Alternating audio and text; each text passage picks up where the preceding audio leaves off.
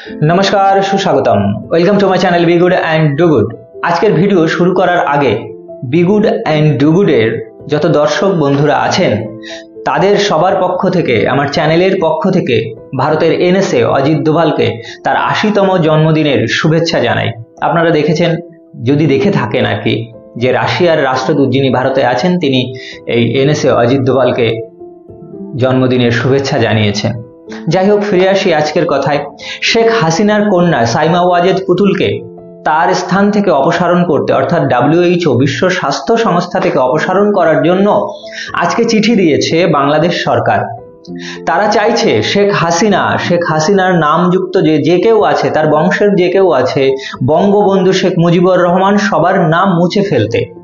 আজকে এই জিয়াউর রহমানের জন্মদিন ছিল, সেই কারণে বাংলাদেশে প্রচুর কর্মসূচি হয়েছে এবং বাংলাদেশে যে বর্তমান ইউনূসের যে 420 সরকার, আমি এই 420 সরকারটা একজন দর্শকের কাছ থেকে তিনি কমেন্ট করেছেন, তার কাছ থেকে ধার নিয়ে বলছি।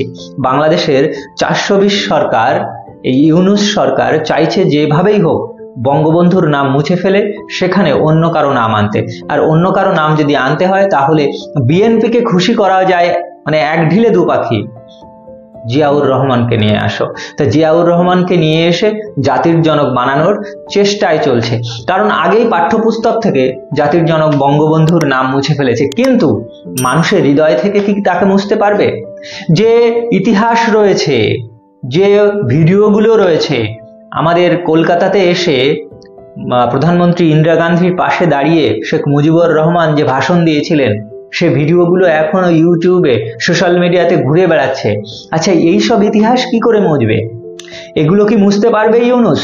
এসব মুছতে যাওয়ার আগে ইউনূস হয়তো মুছে যাবে, কারণ শেখ হাসিনার মেয়েকে WHO-তে অপসারণ করতে চেয়ে চিঠি দিয়েছে, কিন্তু তার পরিবর্তে আবার ইউনূসের হয়তো অপসারণ হয়ে যাবে খুব শীঘ্রই, কারণ শেখ হাসিনা আবার রাজনীতিতে সক্রিয় হয়ে উঠেছেন। তিনি জাতির উদ্দেশ্যে ভাষণ দিচ্ছেন অ্যাজ এ প্রাইম মিনিস্টার। তিনি বলছেন যে ইউনূস কিভাবে দেশের মানুষকে ঠকাচ্ছে। এবং আমরা জানি, আমি গতকালের ভিডিওতেও এই কথাগুলো ব্যাখ্যা করেছি যে কিভাবে ইউনূস বাংলাদেশের বাসীকে কিভাবে ঠকাচ্ছে, কারণ সেখানকার জিডিপি কি পরিমাণে নেমে গেছে, সেখানকার টাকা কিভাবে বিদেশে পাচার হচ্ছে, দুর্নীতি কিভাবে মাথাচাড়া দিয়ে উঠেছে, মৌলবাদ কিভাবে মাথাচাড়া দিয়ে উঠেছে। মৌলবাদ বাংলাদেশের একটা মারাত্মক সমস্যা হয়ে দাঁড়িয়েছে বর্তমান সময়ে।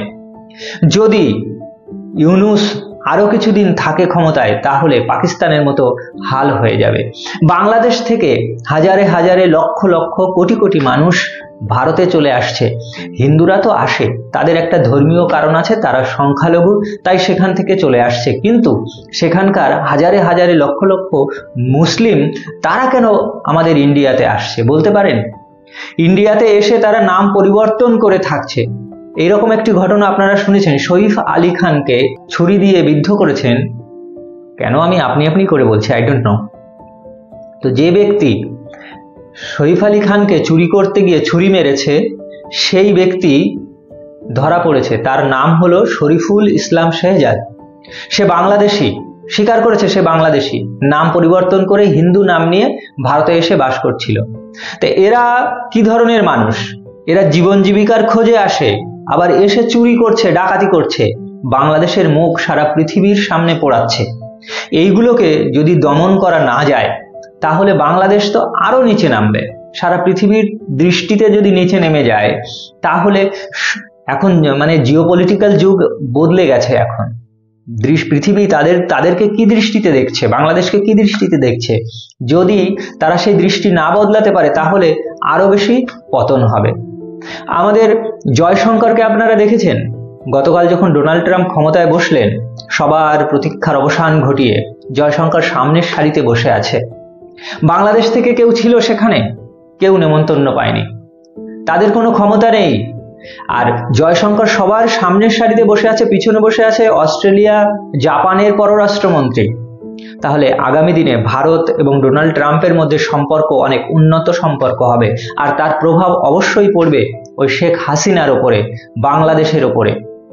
আপনারা অপেক্ষা করতেই হবে, কারণ এটা সিনেমা নয় কিন্তু যে হঠাৎ করে চাইলাম সিনেমার মতো এসে সবকিছু দখল করে নিয়ে শেখ হাসিনা আবার ক্ষমতায় বসে গেল, আবার দেশ শাসন করতে শুরু করলো, ইউনূসকে ধরে জেলে পুরে দিল। অত সহজে এটা হবে না, এটা একটা অনেক বড় ঘটনা। আপনারা শুনেছেন না, ইউনূস আমেরিকায় গিয়ে কি বলেছিল, যে অনেক দিনের প্ল্যানিং করে করে আমরা এই কাজটা করেছি, হাসিনাকে তাড়িয়েছে তারা অনেক প্ল্যানিং করে। তাই ইউনূসকে যখন তাড়ানো হবে, অত বেশি প্ল্যানিং না দরকার হলেও প্ল্যানিং তো দরকার আছে। আপনাদেরকে অপেক্ষা করতে হবে।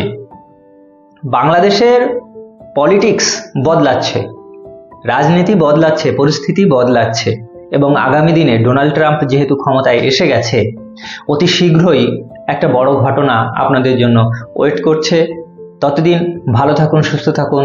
জয় হিন্দ, বন্দে মাতরম।